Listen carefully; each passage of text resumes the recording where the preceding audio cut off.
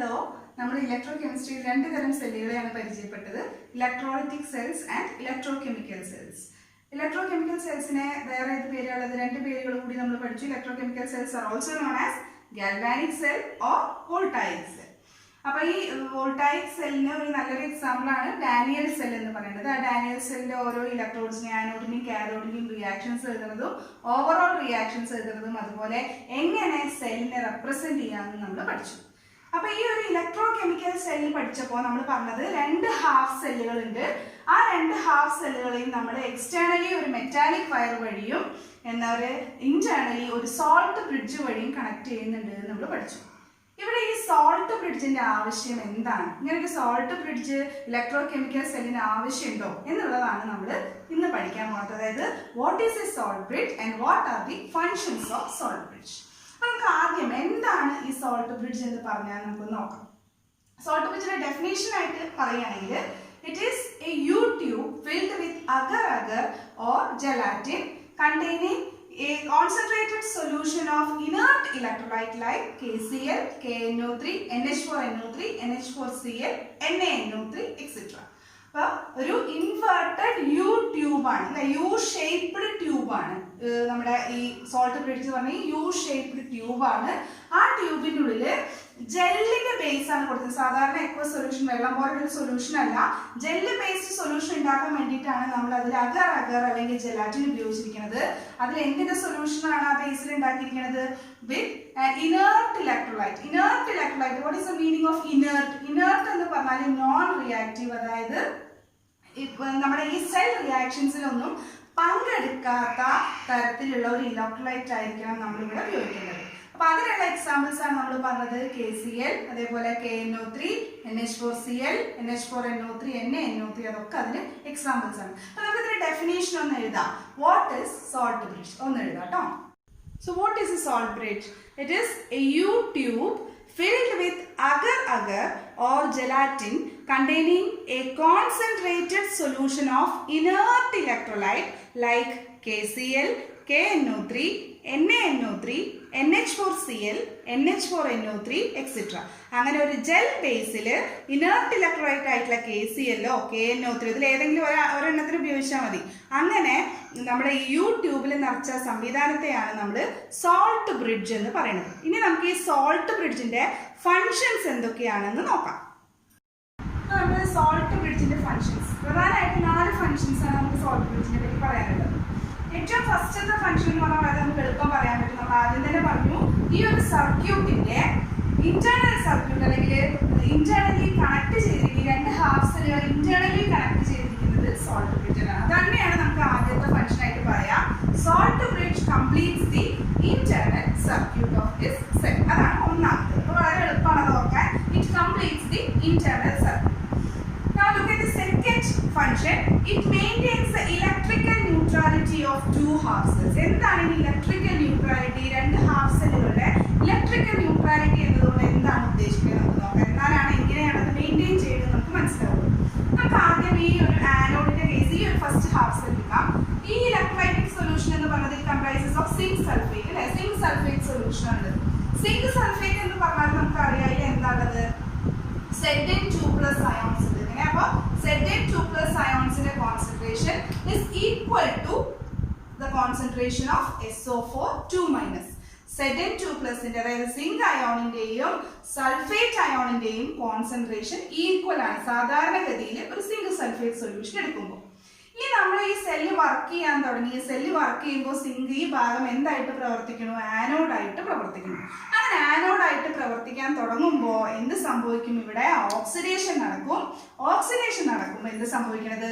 ഈ മെറ്റൽ ആയിട്ടുള്ള zinc Zn2+ ആയിട്ട് മാറും. അതേസമയം 2 ഇലക്ട്രോണുകൾ റിലീസ് ചെയ്യുകയും ചെയ്യും. അങ്ങനെ റിലീസ് ചെയ്ത് വരുമ്പോൾ the concentration of Zn2+ in this solution increases. അപ്പോൾ ഒരു സമയമാകുമ്പോൾ എന്ത് സംഭവിക്കുന്നത് വെച്ചാൽ ഇവിടെ ആദ്യം ഈക്വൽ ആയിരുന്ന Zn2+ന്റെയും സൾഫേറ്റിന്റെയും കോൺസെൻട്രേഷൻ ആദ്യം ഈക്വൽ ആയിരുന്നു. ഓക്സിഡേഷൻ നടന്നു കഴിയുമ്പോൾ ഈക്വാലിറ്റി മാറിയിട്ട് എന്ത് സംഭവിക്കും? ഈ ന്യൂട്രൽ ആയിരുന്ന ഈ സൊല്യൂഷൻ എന്തായി മാറും? ന്യൂട്രൽ അല്ലാതായി മാറും, അല്ലെങ്കിൽ ഈ സൊല്യൂഷൻ ഒരു പോസിറ്റീവ് സൊല്യൂഷൻ ആയിട്ട് മാറും. കാരണം Zn2+ കോൺസെൻട്രേഷൻ സൾഫേറ്റിന്റെ കോൺസെൻട്രേഷനേക്കാൾ കൂടുതലായതുകൊണ്ട്, അല്ലെങ്കിൽ പോസിറ്റീവ് അയോൺസ് നെഗറ്റീവ് അയോൺസിനേക്കാൾ കൂടുതലാവുന്നത് കൊണ്ട് ഈ ഭാഗത്തുള്ള സൊല്യൂഷൻ ഒരു പോസിറ്റീവ് സൊല്യൂഷൻ ആയിട്ട് മാറും. അപ്പൊ അതുകൊണ്ടാണ് നമ്മൾ പറയുന്നത് the electrical neutrality of this solution vanishes. ആ ഒരു ഇലക്ട്രിക്കൽ ന്യൂട്രാലിറ്റി അപ്രത്യക്ഷമാവും. അപ്പൊ അതുകൊണ്ട് ഇപ്പൊ സെല്ലിന് വല്ല പ്രശ്നമുണ്ടോ? ഇലക്ട്രിക്കൽ ന്യൂട്രാലിറ്റി നഷ്ടമാവുന്നത് കൊണ്ട് വല്ല പ്രശ്നമുണ്ടോ? അതിന് മുമ്പ് നമുക്ക് അപ്പുറത്തെ ഭാഗത്തും കൂടി ഒന്ന് പരിശോധിക്കാം. ഈ ഭാഗത്ത് എങ്ങനെ സംഭവിക്കുന്നു കൂടി നമുക്ക് നോക്കാം. ഇവിടെ എന്ത് സംഭവിക്കും? ഈ Zn2+ കൂടുതലാവുമ്പോൾ ഇവിടെ പ്ലസിന്റെ അയോൺസിന്റെ എമൗണ്ട് കൂടുന്നു പറയും. അങ്ങനെ സൊല്യൂഷൻ കൂടുതൽ കൂടുതൽ പോസിറ്റീവ് ആവും തോറും എന്ത് സംഭവിക്കും? ഇവിടെ ഫർദർ ഓക്സിഡേഷൻ നടക്കാതെ വരും. കാരണം ഇവിടെ പോസിറ്റീവ് ആവുമ്പോൾ ഇനി Zn2+ അയോൺസ് വരുമ്പോൾ ഇവിടെ ഓൾറെഡി പോസിറ്റീവ് ചാർജ് ഉള്ളതുകൊണ്ട് നമുക്കറിയാം ലൈക്ക് ചാർജസ് റിപ്പൽ ചെയ്യും. അങ്ങനെ റിപ്പൽ ചെയ്യുന്നത് കൊണ്ട് ഇനി പുതിയതായിട്ട് പോസിറ്റീവ് ചാർജ് ഉണ്ടാവാൻ ഈ പോസിറ്റീവ് ആയിട്ടുള്ള സൊല്യൂഷൻ സമ്മതിക്കില്ല. അപ്പൊ ആ പോസിറ്റീവ് ആയിട്ടുള്ള സൊല്യൂഷൻ സമ്മതിക്കില്ല എന്ന് പറയുമ്പോൾ അതിന്റെ അർത്ഥം Zn2+ ഉണ്ടാവില്ല എന്ന് പറഞ്ഞാൽ അതായത് ഓക്സിഡേഷൻ നടക്കില്ല എന്ന് പറയുമ്പോൾ ഇവിടെ ഇലക്ട്രോൺസ് ഉണ്ടാവില്ല. ഇവിടെ ഇലക്ട്രോൺസ് ഉണ്ടായാലേ എന്ത് സംഭവിക്കുള്ളൂ? ആ ഇലക്ട്രോൺസ് ഈ മെറ്റാലിക് വയറിലൂടെ ഇങ്ങോട്ട് കാഥോഡിലേക്ക് വരുള്ളൂ. അപ്പൊ ഓക്സിഡേഷൻ നടക്കില്ല. ഓക്സിഡേഷൻ നടക്കാത്തത് കൊണ്ട് തന്നെ ഇലക്ട്രോൺസ് പോവില്ല. ഇലക്ട്രോൺസ് ഇവിടെ എത്താത്തത് കൊണ്ട് അവിടെ റിഡക്ഷനും നടക്കില്ല. ഇനി വിചാരിക്കുക, അഥവാ എങ്ങനെയെങ്കിലും ഒരു ഇലക്ട്രോൺ ഒക്കെ ഉണ്ടായിരുന്നെങ്കിലും വിചാരിക്കുക, ആ ഇലക്ട്രോൺ അപ്പുറത്ത് എത്തിയാൽ തന്നെ അവിടെ റിഡക്ഷൻ നടക്കുമോ? നമുക്കത് പരിശോധിക്കാം. ഇവിടുത്തെ കഥ എന്താ? ഇവിടെ ആദ്യം CuSO4 എന്ന് പറയുമ്പോൾ here concentration of Cu2+ was equal to the concentration of SO4 2- in the beginning. തുടക്കം Cu2+ കോൺസെൻട്രേഷനും SO4 കോൺസെൻട്രേഷനും ഈക്വൽ ആയിരുന്നു ആദ്യം. പിന്നീട് എന്ത് സംഭവിക്കുന്നു? ഇവിടെ ഈ ഇലക്ട്രോൺസ് ഇവിടെ നിന്നുള്ള ഇലക്ട്രോൺസ് ഇങ്ങനെ കിട്ടി ഈ സൊല്യൂഷനിലുള്ള Cu2+ ഒക്കെ ആ ഇലക്ട്രോൺസിനെ സ്വീകരിച്ച് Cu ആയിട്ട് മാറും. ആ Cu ഈ മെറ്റലിൽ ഡെപ്പോസിറ്റഡ് ആവും. അപ്പൊ ഇവിടെ എന്ത് സംഭവിച്ചു? Cu2+ ഈ സൊല്യൂഷൻ ആദ്യം ഈക്വൽ ആയിരുന്നു, പോസിറ്റീവ് അയോണും നെഗറ്റീവ് അയോണും. Cu2+ന്റെ കോൺസെൻട്രേഷനിൽ കാര്യമായ കുറവ് വരും. അവിടെയുള്ള Cu2+ ഒക്കെ ഇവിടെ മെറ്റൽ ആയിട്ട് ഡെപ്പോസിറ്റഡ് ആവും. അപ്പൊ ഇവിടുത്തെ അവസ്ഥ എന്താ വെച്ചാല് പോസിറ്റീവ് അയോൺസിന്റെ കോൺസെൻട്രേഷൻ നെഗറ്റീവ് അയോൺസിന്റെ കോൺസെൻട്രേഷനേക്കാൾ കുറവാകും. അതായത് ഇവിടെ പോസിറ്റീവ് അയോൺസ് ഒക്കെ മെറ്റൽ ആയി മാറുന്നത് കൊണ്ട് concentration of Cu2+ is less than the concentration of SO4 2- or നമുക്ക് പറയാം ഈ സൊല്യൂഷൻ എന്തായി മാറും? കൂടുതൽ നെഗറ്റീവ് ആയി മാറും. ഈ ഭാഗത്ത് സൊല്യൂഷൻ പോസിറ്റീവ് ആയപ്പോൾ ഈ ഭാഗത്ത് എന്താ സംഭവിച്ച? സൊല്യൂഷൻ കൂടുതൽ നെഗറ്റീവ് ആവും. അപ്പൊ അതുകൊണ്ട് എന്ത് സംഭവിക്കും? അഥവാ ഏതെങ്കിലും ഇലക്ട്രോൺ രക്ഷപ്പെട്ട് ഇങ്ങോട്ട് എത്തിയാലും നെഗറ്റീവ് ആയിട്ടുള്ള സൊല്യൂഷൻ ഈ ഇലക്ട്രോണിനെ ഇവിടെ ആക്സെപ്റ്റ് ചെയ്യാൻ, ഈ സൊല്യൂഷനെ ആക്സെപ്റ്റ് ചെയ്യാൻ, ഇലക്ട്രോൺ ആക്സെപ്റ്റ് ചെയ്യാൻ ഒരിക്കലും സമ്മതിക്കില്ല, അതിനെ റിപ്പൽ ചെയ്യും. അപ്പൊ ഇവിടെ എന്ത് നടക്കില്ല? റിഡക്ഷനും നടക്കാതെ ആവും. അപ്പൊ ഇങ്ങനെ ഒരു ഓക്സിഡേഷൻ റിഡക്ഷൻ നടന്നാലേ ഈ സെല്ല് ഫംഗ്ഷൻ ചെയ്യുള്ളൂ. ഈ റിഡോക്സ് റിയാക്ഷൻ നടന്നാലേ ഈ സെല്ല് ഫംഗ്ഷൻ ചെയ്യുള്ളൂ. അപ്പൊ അതുകൊണ്ട് തന്നെ ഈ സെല്ല് എന്താ വർക്ക് ചെയ്യാതെയും ഈ സെല്ലിന്റെ ഫംഗ്ഷനിങ് സ്റ്റോപ്പ് ചെയ്യും. അപ്പൊ നമുക്ക് ഈ ഇലക്ട്രിക്കൽ ന്യൂട്രാലിറ്റി മെയിൻറ്റെയിൻ ചെയ്യേണ്ടത് വളരെ അത്യാവശ്യമാണ്. ഇലക്ട്രിക്കൽ ന്യൂട്രാലിറ്റി മെയിൻറ്റെയിൻ ചെയ്യാന്ന് പറഞ്ഞാൽ പോസിറ്റീവ് അയോൺസിന്റെ എണ്ണവും നെഗറ്റീവ് അയോൺസിന്റെ എണ്ണവും ഈക്വൽ ആക്കേണ്ടത് വളരെ അത്യാവശ്യമാണ്. അപ്പോഴാണ് നമ്മുടെ ഈ ഒരു സോൾട്ട് ബ്രിഡ്ജിന്റെ ഫംഗ്ഷനിങ് കാര്യമായിട്ട് വരുന്നത്. നമ്മളിപ്പോൾ വിചാരിക്കുക, നമ്മൾ എക്സാമ്പിൾസ് പറഞ്ഞിരുന്ന അർക്കിന ഇലാണ്ട് ഇലക്ട്രോലൈറ്റ് എക്സാമ്പിൾ ആണ് KCl. അപ്പൊ ഇതിനുള്ളിൽ നമ്മൾ KCl ആണ് എടുത്തിരിക്കണേന്ന് വിചാരിക്കുക. അപ്പൊ ഇവിടെ Zn2+ കോൺസെൻട്രേഷൻ കൂടുമ്പോൾ എങ്ങനെയാണ് salt bridge electrical neutrality maintain ചെയ്യാൻ സഹായിക്കുന്നത് നമുക്ക് നോക്കാം. ഇവിടെ പോസിറ്റീവ് ചാർജ് അധികമായി വരുമ്പോൾ എന്ത് സംഭവിക്കുന്ന അറിയോ? ഇതിലെ അതിന്റെ കൗണ്ടർ അയോൺ, അതായത് ഇവിടെ പോസിറ്റീവ് ചാർജ് ആണ് കൂടുതൽ, അപ്പൊ കൗണ്ടർ അയോൺ എന്ന് പറഞ്ഞാൽ ഇവിടുത്തെ നെഗറ്റീവ് അയോൺ ആയിട്ടുള്ള Cl- വേഗം ഇങ്ങോട്ടേക്ക് വരും. Cl- വേഗം ഈ ഭാഗത്തേക്ക്, അതായത് നമ്മുടെ പോസിറ്റീവ് സൊല്യൂഷന്റെ വശത്തേക്ക് വന്നിട്ട് ഒരു Cn2+ കൂടിയിട്ടുണ്ടെങ്കിൽ 2 Cl- അല്ലെ, ചാർജ് ഈക്വൽ ആക്കണമെങ്കിൽ ഒരു Cn2+ ഈക്വൽ ആണ് 2 Cl-, 2 മൈനസ് ചാർജ് വരണം. 2 Cl- വന്നിട്ട് ആ ചാർജ് ന്യൂട്രലൈസ് ചെയ്യും. അങ്ങനെ Zn2+ന്റെ എമൗണ്ട് കോൺസെൻട്രേഷൻ ഈ ഭാഗത്ത് കൂടുന്നതിനനുസരിച്ച് Cl- വന്നിട്ട് ആ അയോൺസിനെ ന്യൂട്രലൈസ് ചെയ്തുകൊണ്ടേയിരിക്കും. In the same way in the other half cell what happens? ഇവിടെ ഈ ഭാഗം സൊല്യൂഷൻ നെഗറ്റീവ് ആണ്. അപ്പൊ അവിടെ എന്താ സംഭവിക്കുക? ഓരോ സമയവും സൊല്യൂഷൻ നെഗറ്റീവ് ആവുന്നതിനനുസരിച്ച്, നെഗറ്റീവ് ആയിട്ട് കോൺസെൻട്രേഷൻ കൂടുന്നതിനനുസരിച്ച് ഇവിടുത്തെ കൗണ്ടർ അയോൺ ഏതാണ്? പോസിറ്റീവ് ചാർജ് അയോൺ ഏതാണ്? K+ ഈ ഭാഗത്തേക്ക് വന്നിട്ട് ആ സൊല്യൂഷന്റെ ന്യൂട്രാലിറ്റി മെയിൻറ്റെയിൻ ചെയ്യും. അപ്പോൾ ഇവിടെ സോൾട്ട് ബ്രിഡ്ജിന്റെ ഒരു പ്രധാനപ്പെട്ട ഫംഗ്ഷൻ എന്ന് പറയുന്നത് രണ്ട് ഹാഫ് സെല്ലുകളുടെയും ഇലക്ട്രിക്കൽ ന്യൂട്രാലിറ്റി മെയിൻറ്റെയിൻ ചെയ്യുന്നതിന് ഒരു പ്രധാനപ്പെട്ട പങ്ക് വഹിക്കുന്നത് സോൾട്ട് ബ്രിഡ്ജ് ആണ്. അങ്ങനെ വഹിക്കുന്നത് കൊണ്ടാണ് ആ സെല്ലിന് നന്നായിട്ട് ഫങ്ഷൻ ചെയ്യാൻ പറ്റുന്നത്. ഇനി നമുക്ക് മൂന്നാമത്തെ പ്രത്യേകം നോക്കാം. നമുക്ക് ആർക്കും പെട്ടെന്ന് മനസ്സിലാക്കാൻ പറ്റുന്ന ഒരു ഫംഗ്ഷനിങ് ആണ്. It prevents the intermixing of solutions. അതായത് രണ്ട് ഹാഫ് സെല്ലുകളിൽ വേറെ വേറെ നിൽക്കുന്ന സൊല്യൂഷൻസ് കോപ്പർ സൾഫേറ്റും സിങ്ക് സൾഫേറ്റും ഒരിക്കലും പരസ്പരം മിക്സ് ആവണില്ല. ഒരു പാലം പോലെ അല്ലെ, ബ്രിഡ്ജ് തന്നെയാണ് പറയുന്നത്. ഒരു പാലം പോലെ ഇവർ തമ്മിലുള്ള ബന്ധം നിലനിർത്താൻ വേണ്ടിയിട്ട് ഈ സോൾട്ട് ബ്രിഡ്ജ് പ്രവർത്തിക്കുന്നത് കൊണ്ട് റിയാക്ഷൻ നടന്നു പോകുന്നുണ്ട്. പക്ഷെ ഒരിക്കലും സൊല്യൂഷൻസ് തമ്മിൽ പരസ്പരം മിക്സ് ആവാതെ ആ റിയാക്ഷൻ നടത്തിക്കൊണ്ടുപോകാൻ സഹായിക്കുന്ന ആളാണ് സോൾട്ട് ബ്രിഡ്ജ്. അതാണ് മൂന്നാമത്തെ function. It prevents the intermixing of solutions. ഇനി നാലാമത്തെ ഒരു ഫംഗ്ഷനും കൂടി ഉണ്ട്. It reduces the junction potential barrier.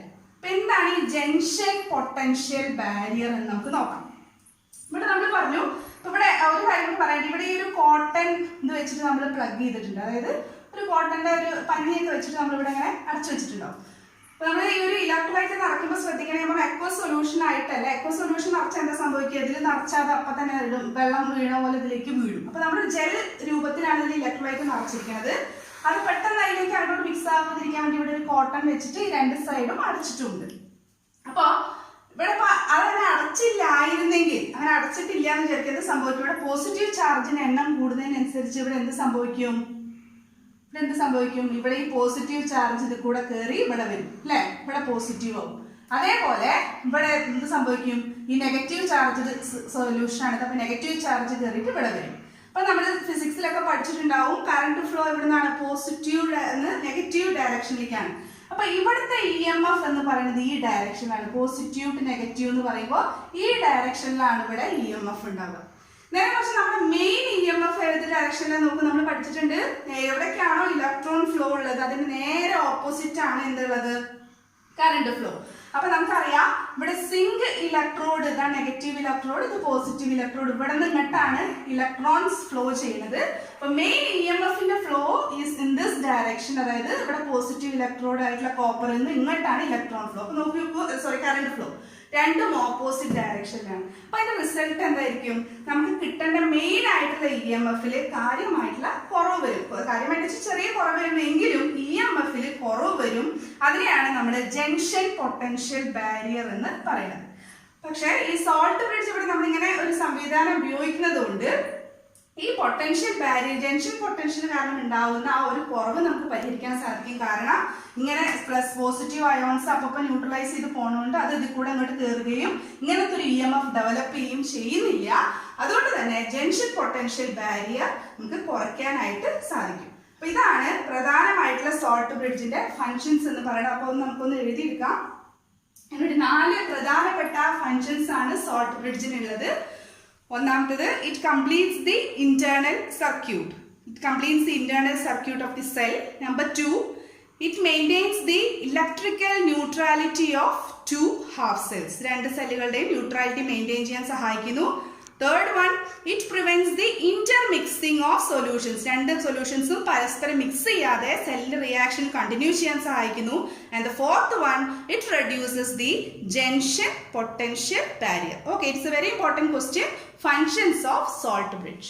ഇനി നമ്മൾ ലാസ്റ്റ് ആയിട്ട് ഈ സോൾട്ട് ബ്രിഡ്ജിന്റെ ഡെഫിനിഷൻ പറഞ്ഞപ്പോൾ നമ്മൾ പറഞ്ഞു ഇതിൽ നടക്കുന്നത് ഇനേർട്ട് ഇലക്ട്രോലൈറ്റ് ആണ്. അപ്പൊ ഒരു ഇനേർട്ട് ഇലക്ട്രോലൈറ്റ് എന്ന് പറയുമ്പോൾ നമ്മൾ നോൺ റിയാക്റ്റീവ് ആണെന്ന് പറയുമെങ്കിലും ഒന്ന് ഇലക്ട്രോലൈറ്റിനെ കുറിച്ച് നമുക്ക് ഒന്നും കൂടി അതിന്റെ ഫീച്ചേഴ്സ് ഒന്ന് പറയാൻ, അതിന്റെ പ്രത്യേകതകൾ എന്തൊക്കെയാണ്. ഒന്നാമത്തെ കാര്യം തന്നെയാണ്, it do not react with the solution in half cells. രണ്ട് ഹാഫ് സെല്ലുകളിലുമുള്ള ഇലക്ട്രോൺ റിയാക്ഷൻ അത് പങ്കെടുക്കാൻ പാടില്ല. അങ്ങനത്തെ ടൈപ്പ് ആയിരിക്കണം.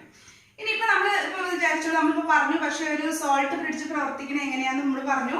ഇവിടെ പോസിറ്റീവ് ചാർജ് കൂടുമ്പോൾ എന്താണ്, ഇവിടെ നിന്ന് Cl- വരും അല്ലെ. അപ്പൊ എങ്ങനെ ഇപ്പൊ പ്രവർത്തിക്കാതിരിക്കുക എന്ന് പറയാ. നോക്കി എന്താ സംഭവിക്കുക? Zn2+ ഉണ്ട് ഈ സൈഡില്. അപ്പൊ അതിന് ന്യൂട്രലൈസ് ചെയ്യാൻ വേണ്ടി 2 Cl- വന്നു. പ്രവർത്തിക്കാതിരിക്കില്ലല്ലോ, അവര് തമ്മിൽ പ്രവർത്തിച്ച് എന്താ ഉണ്ടാവുക എന്ന് നമുക്കറിയാം, ZnCl2. അപ്പൊ സിങ്ക് ക്ലോറൈഡ് ഉണ്ടായില്ലേ? പക്ഷെ സിങ്ക് ക്ലോറൈഡ് ഉണ്ടാകിയതുകൊണ്ട് ഒരു പ്രശ്നമില്ല. കാരണം സിങ്ക് ക്ലോറൈഡ് ഈസ് സോലുബിൾ, വെള്ളത്തിൽ ലയിക്കുന്ന ഒരു സാധനമാണ്. അതുകൊണ്ട് തന്നെ എന്താണ് ഇപ്പൊ ഉണ്ട്, ZnCl2 ഒരു പ്രസിപ്പിറ്റേറ്റ് ആയിട്ടല്ല നിൽക്കുന്നത്. It remains as Zn2 plus and 2Cl minus in the solution. ഈ സൊല്യൂഷനിൽ അത് Zn2 plus ആയും 2Cl minus ആയിട്ട് തന്നെ നിലനിൽക്കും. അപ്പൊ അതുകൊണ്ട് ന്യൂട്രാലിറ്റി എഫക്ട് ചെയ്യണില്ല, കാരണം 2 പ്ലസ് ചാർജ് ഉണ്ടായപ്പോൾ 2 മൈനസ് ചാർജ് ഉണ്ട്. പ്രസിപ്പിറ്റേറ്റ് ആവാത്തത് കൊണ്ട് അത് സൊല്യൂഷനിൽ തന്നെ നിൽക്കുന്നത് കൊണ്ട് ആ ഒരു സെൽ റിയാക്ഷനെയും എഫക്ട് ചെയ്യുന്നില്ല. അപ്പൊ അതാണ് ഒരു ഇലക്ട്രോലൈറ്റിന് വേണ്ട ഏറ്റവും വലിയ പ്രത്യേകത, അത് ഹാഫ് സെൽസിലെ റിയാക്ഷൻ എഫക്ട് ചെയ്യാൻ പാടില്ല. അപ്പൊ ഇനിയിപ്പോ അതല്ലാത്തൊരു എക്സാമ്പിൾ ഞാൻ പറയാം. നമ്മളിപ്പോ സിങ്കിന് പകരം ഇവിടെ എടുക്കുന്നത്, ഈ സിങ്കിന് പകരം നമ്മൾ സിൽവർ ആണ് എടുക്കണമെന്ന് വിചാരിക്കുക, Ag സിൽവർ ആണ് എടുക്കണമെന്ന് വിചാരിക്കുക. അപ്പൊ എന്താ സംഭവിക്കുക, ഈ Ag പ്ലസിന്റെ കോൺസെൻട്രേഷൻ ഇവിടെ കൂടുമ്പോ ഇവിടുന്ന് ഈ സോൾട്ട് ബ്രിഡ്ജിൽ നിന്ന് എന്ത് വരും, Cl മൈനസ് വരും. അപ്പൊ അവിടെ ഉണ്ടാവുന്ന അയോൺ പിന്നെ ഇതേതാ കോമ്പൗണ്ട് ആണ്, AgCl ആണ്. AgClന്റെ പ്രത്യേകത, ഇറ്റ് ഫോംസ് എ പ്രസിപ്പിറ്റേറ്റ്. നമുക്ക് അറിയാവുന്നതാണ്, സിൽവർ ക്ലോറൈഡ് വെള്ളത്തിൽ സോൾബിൾ അല്ല, അത് പ്രസിപ്പിറ്റേറ്റ് ആയിട്ട് അവർ അവക്ഷിപ്തമായിട്ട് ഇതിന്റെ അടിയിൽ ഇങ്ങനെ നിൽക്കും. അപ്പൊ അയോൺസ് ആയിട്ടല്ല നിൽക്കുന്നത്, അത് പ്രസിപ്പിറ്റേറ്റ് ആണ്. അപ്പൊ എന്ത് സംഭവിക്കും, റിയാക്ഷൻ നടക്കും തോറുന്ന concentration of Ag plus again decreases. That means it affects the functioning of the cell. അപ്പൊ അങ്ങനത്തെ Ag ആണ് നമ്മളിവിടെ ഇലക്ട്രോലൈറ്റ് ഉപയോഗിക്കുന്നുണ്ടെങ്കിൽ അതിന്റെ അർത്ഥം KCl എന്ന് പറയുന്ന ഇലക്ട്രോലൈറ്റ് ഒരു സോൾട്ട് ബ്രിഡ്ജിൽ യൂസ് ചെയ്യാൻ സ്യൂട്ടബിൾ അല്ല. അപ്പൊ നമ്മൾ വേറെ NH4Cl, NH4NO3, അങ്ങനെ NH4Cl അല്ല NH4NO3 അങ്ങനെ ഏതെങ്കിലും ഒരു പിന്നെ എന്ത് ചെയ്യേണ്ടി വരും, ഇലക്ട്രോലൈറ്റ് നമ്മൾ ഇതിൻ്റെ ഉള്ളിൽ നിറയ്ക്കേണ്ടി വരും. അപ്പൊ അങ്ങനെ നമ്മൾ ശ്രദ്ധിക്കണം, ഇവിടെ ഉണ്ടാവുന്ന പ്രോഡക്റ്റ് ഒരിക്കലും പ്രസിപ്പിറ്റേറ്റ് ഉണ്ടാക്കുന്ന തരത്തിലുള്ള ഒരു ഇതായിരിക്കരുത് ഉണ്ടാവുന്നത്. ആ രീതിയും കൂടി ആലോചിച്ചിട്ട് വേണം നമ്മൾ എപ്പോഴും ഇതിൻ്റെ ഉള്ളിൽ നിറയ്ക്കേണ്ട ഇലക്ട്രോലൈറ്റിനെ സെലക്ട് ചെയ്യാൻ. ഇനി അടുത്തൊരു പ്രത്യേകത എന്ന് പറയുന്നത്, the mobility of the positive and negative ions of the electrolyte inside the salt bridge should be the same. What is the meaning of mobility? Mobility എന്ന് പറഞ്ഞാൽ എന്താ അർത്ഥം, സ്പീഡ് എന്നാണ്. സ്പീഡ്, അതായത് പോസിറ്റീവ് അയോണിന്റെയും നെഗറ്റീവ് അയോണിന്റെയും ഈ ഉള്ളിൽ നിറച്ചിരിക്കുന്ന ഇലക്ട്രോലൈറ്റിന്റെ പോസിറ്റീവും നെഗറ്റീവിന്റെ അയോണിന്റെയും സ്പീഡ് ഏകദേശം ഒരുപോലെ ആയിരിക്കണം. അല്ലെങ്കിൽ ഇപ്പൊ എന്താ പറ്റുക, ഇവിടെ നമ്മൾ പറഞ്ഞു ഈ പോസിറ്റീവ് ചാർജ് കൂടുമ്പോൾ ഇവിടെ നിന്ന് നെഗറ്റീവ് ചാർജ് ഇങ്ങനെ കൂടി വരും അല്ലേ. അപ്പൊ വേഗം നെഗറ്റീവ് ചാർജ് സ്പീഡിൽ ഓടി വന്ന് ഇവിടെ ന്യൂട്രലൈസ് ചെയ്യും. നമ്മുടെ പോസിറ്റീവ് ചാർജ് കുറച്ച് മടിയനാണെന്ന് വിചാരിക്കുക. മടിയനാവുമ്പോൾ എന്ത് സംഭവിക്കും, ഇയാളുടെ അത്ര സ്പീഡൊന്നുമില്ല, പതുക്കെ പതുക്കെ പതുക്കെ പതുക്കെ പതുക്കെ ഇങ്ങനെ വന്ന് ഇവിടെ വന്ന് ന്യൂട്രലൈസ് ചെയ്യുക. അതുകൊണ്ട് കാര്യമില്ല, രണ്ട് ഭാഗത്തും ഒരേപോലെ ന്യൂട്രലൈസ് ചെയ്താൽ മാത്രമേ സെല്ല് നല്ല രീതിയിൽ ഫങ്ഷൻ ചെയ്യുള്ളൂ. അപ്പോൾ ഒരു പ്രത്യേകത ഇലക്ട്രോലൈറ്റിന് വേണ്ട ഏറ്റവും വലിയൊരു പ്രത്യേകതയാണ്, ഇലക്ട്രോലൈറ്റ് ഉപയോഗിക്കുന്ന പോസിറ്റീവ് അയോണിനും നെഗറ്റീവ് അയോണിന്റെയും സ്പീഡ് ഒരേപോലെ ആയിരിക്കണം. അതാണ് നമ്മൾ പറയുന്നത് മൊബിലിറ്റി, അല്ലെങ്കിൽ speed of positive and negative ions of the electrolyte should be the same. ഇത്രയാണ് സോൾട്ട് ബ്രിഡ്ജിൽ നമുക്ക് പഠിക്കാനുള്ളത്. എന്താണ് സോൾട്ട് ബ്രിഡ്ജ്, അതിന്റെ ഫങ്ഷൻസ് എന്താണ്, ഉപയോഗിക്കുന്ന ഇലക്ട്രോലൈറ്റിന്റെ ഫീച്ചേഴ്സ് എന്താണ്. ഓക്കെ, അപ്പോൾ ഡാനിയൽ സെല്ലിനെ പറ്റിയിട്ട് വളരെ ബ്രീഫായിട്ടുള്ള പോയിൻറ്റ്സ് മാത്രം ആണ് ഞാൻ തന്നിരിക്കുന്നത്. അപ്പോൾ അതെല്ലാവരും ഒന്ന് കോപ്പി ചെയ്യാം, ഒപ്പം തന്നെ നന്നായിട്ട് പഠിക്കുകയും ചെയ്യാം കേട്ടോ. ഓക്കെ.